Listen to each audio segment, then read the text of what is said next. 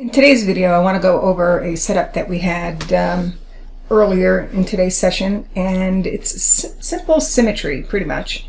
Symmetry is similarity or equality when comparing swings in the same direction, and basically, you know, since we're looking at this time frame is a 15-minute, and you're seeing a nice healthy pattern of higher highs and higher lows, I'm still going to set it up on these pullbacks until that pattern, you know, doesn't work anymore.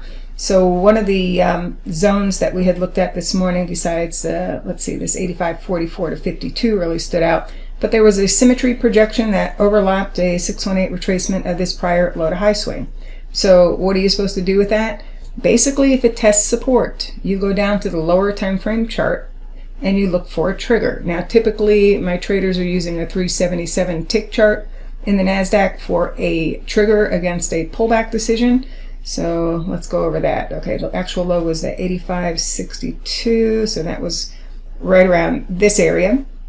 Now on the 377 tick chart, when you had a trigger was when you both had the moving average crossover.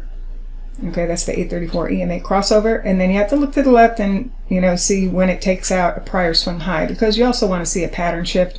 So once both of those things occurred, then that was your buy signal. Your initial risk is underneath this last low or underneath the zone, and so far after triggering it has rallied pretty much 90 points.